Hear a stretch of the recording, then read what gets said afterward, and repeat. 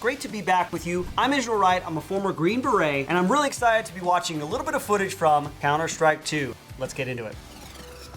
I know that in this game, it's all about memorizing the landscape of the level that you're at. You got an A site and then like a B site. There's nicknames for all of the different areas in the game, and work that out with your team. There's a lot of tactical depth to this game. I respect it a lot. Smoke in this game, I know, is a very important part of your overall tactics and strategy as you go and you play. When you have to know the maps and know where to throw smoke, and it has a certain physics to it. It stays in place, which is not how it is in real life. There are a lot of factors that could affect how a smoke grenade reacts. If there's a light wind, you could just lose all your cover. Looks like he's trying to hold down a position. You can set your guys up in certain places to hold down, to lock down angles and positions, and then maybe you push in one area while your other guy is kind of lurking in the back or has a sniper position with the op or whatever. CQB, this kind of stuff, going in an urban environment, there's a lot of angles, man. There's a lot of ways that you can get taken out. And generally, if you're going into, an open area like that, that's gonna be really tough. Hopefully you have a game plan for exiting out and you have somebody with you. I know teams are small in this one, but if you're on like an ODA or something like that, generally you train for moving through an urban environment. You train for what angles to look for, up and across and down the street behind you. You usually have a guy covering your rear. And this is all kind of worked out in your SOP. If you need to move through an environment, you already know how to move with your men.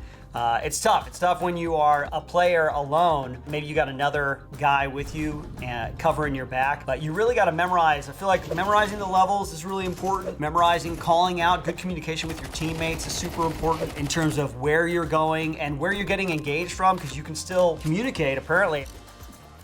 Economics, right? That's really super important. At the beginning of every level, you gotta buy your weapons, and if you win the round, you get more money to buy better weapons. That gives you a better chance of winning on your next round. Double guns, love it for video games. Not very practical, I don't think, in real life. Usually you have better control with just one. Oh, looks like he got pinched a little bit. Oh, dang. All the weapons look, I think they're all based off real life weapons. Terrorists start with Glock. Counterterrorism starts with the USP. And then we got, AR style stuff on the counterterrorism, and then you got the AK on the terrorism side. I can think of very few scenarios, unless you're John Wick, where it's a good idea to bring a knife to a gunfight. When we were in Iraq, we had a primary. At the time, it was my M4, and then you have a secondary, which is a pistol, which was a 9mm Beretta. And generally speaking, if you are down to a knife and you've lost those other assets, you've done quite a few things wrong. We trained in close quarters battles to better utilize our primary most of the time, and then we would train if that goes down, switch to your secondary. You take care of the immediate threat, and then you try to get that gun back up, because the M4 is your bread and butter when it comes to those kinds of situations. But I know that in this game, right, you'd run faster with a knife. Skill sets are different. Mindset is pretty much the same. You have to know your capabilities. And for a special forces soldier or somebody in the military, your physical capabilities, right? Learning how to work within the restraints of body armor and a helmet and all the weight that you have, the stamina. Here you have the programming of the character, what your character is programmed to do in different situations. And man, I know in this game, milliseconds matter. It can be the difference between victory and defeat. So a lot of respect to the developers and all the players on a high level for this. Oh no! Half the round you're on the counterterrorism side, the other half you're on the terrorist side. It's like Molotovs, flashbangs, smoke. I'm sure they all have different capabilities, and you gotta know your equipment. That's the same in real life as it is in a video game. Oh, there's a Molotov, okay.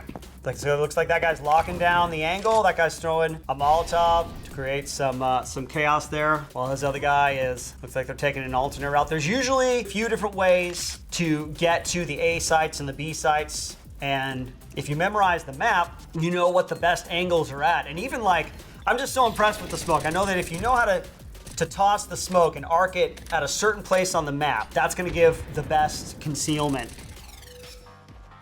P90 here, the gun of the future in pretty much every sci-fi movie from the 80s and 90s.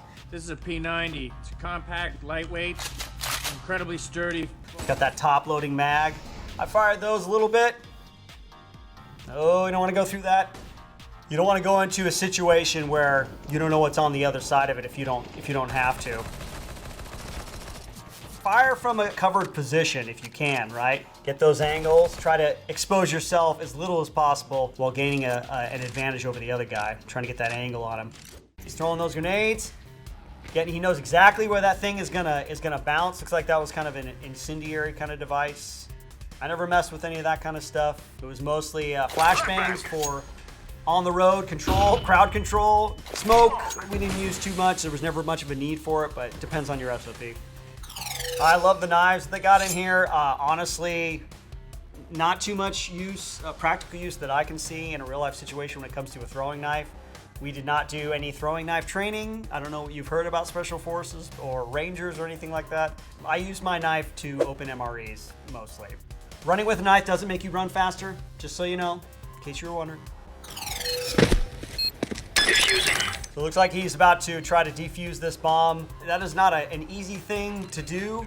On a Special Forces ODA, the 18 Charlie, he's the engineer. He's the one who is most trained in depth when it comes to demolitions. And he would probably be the one that makes your charges. And then you do a little bit of cross training in terms of placing a charge and detonating a charge and just being safe because you're gonna have to encounter that at some point. We did a lot of that in Iraq. If you're ever in a situation where you need to defuse a bomb, you move away from that and then you call EOD. You call somebody who's trained in explosive ordnance disposal.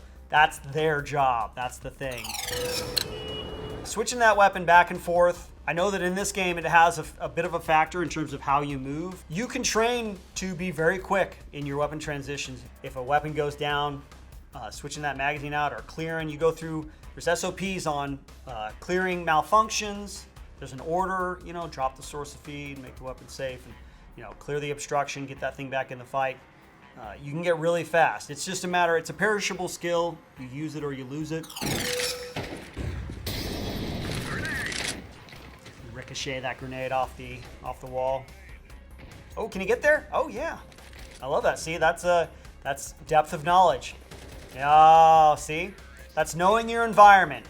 Knowing your environment can be a big factor in a real life combat situation. There's a lot of different ways to communicate. In an urban environment, we would all have radios. We would have certain channels for talking to our teammates. Hand signals too, patrolling. There's things like, the wedge, you got single file, you got a rally point here. There's nuances from team to team or unit to unit. So communication is paramount. It's cornerstone really for success. I always wished I had like an augmented reality map like we got in the game, just to see your orientation and where you are. Oh dang, that's a good shot.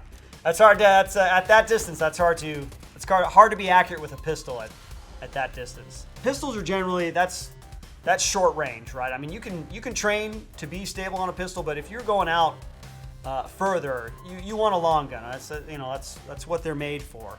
Medium range, then you have DMRs, designated marksman rifles. Even further out, you get sniper rifles. They're all designed for a specific purpose, but pistol, that's an up close kind of weapon, It's a personal defense kind of thing. I know sniper rifle in this game is super important, very powerful, right? You get that one-shot kill with them. I don't know many scenarios where you would have to be running around actively with a sniper rifle. That's usually you're in a position, you got a spotter. Those are very precision instruments. So in real life, you probably have a hide site somewhere, and you'd be laying down fire from there. Maybe a specific target. With a lot of this kind of environment, things are moving around. They're very fluid. I feel like maybe a sniper rifle wouldn't be the best choice, but hey, in this game, it has a very special and specialized purpose. Oh, the three-man stack! They're stacked up! I mean, you do stack up, but it's usually you're on a door and you're one behind the other. Not that's some tier 1 stuff right there. Literally stacking up. I heard about this, the Olaf boost. It was a competitive thing where it's not like it's like almost like a cheat or a hack or whatever where they stacked on top and they didn't know what was hitting them. I think this happened in like a tournament a long time ago. That was kind of a dishonorable thing. Those guys got in trouble. It wasn't like some sort of glitch, but it was definitely an unfair advantage, and people didn't like that. That's so funny. The trash talk is real. You gotta have those trash talking skills. I'm a nice guy. I wouldn't be good in this game. I'd be like, oh, good job, guys. You know, we'll get him next time. Oh, this is intense, man. If I was ever in a shootout and I'm outnumbered, generally you want to outnumber those guys. You want like a 3-to-1 advantage. You want overwhelming force. You don't want it to be a fair fight. But if I'm on the other end and I'm surrounded, man, I'm trying to find a defensible position. I'm making sure that my equipment is up. Taking a mental note of how many rounds I got left. If I can move to a better defensible position, I'm going to. I'm trying to communicate. We got a QRF. It's a quick reaction force. If you're ever in a jam and you need to call somebody in, they are on standby. They're ready to go, and they can be there in a short period of time. So I'm trying to call those people up to back me up. I see the gloves. I was never much of a glove guy. I would use it when we were doing odd jobs around the compound because I would bash my knuckles and squash my hands. But if I was out actually doing an operation, I'd have my hands bare because I wanted that tactile sensitivity. Props to all the esports players. Man, I hope you guys hope you get paid a lot of money. I hope you have good representation. I hope the tournaments continue to be successful. Counter-Strike's a worldwide phenomenon. It has a legacy. It's been around. It's influenced at least 2 generations of gamers. That's it, folks. If you want to hang out with me a little bit more, go over to twitch.tv/myhappyself. You can also check out Pop Culture Field Manual on YouTube, as well as My Happy Self on YouTube. It's that simple. See you next time.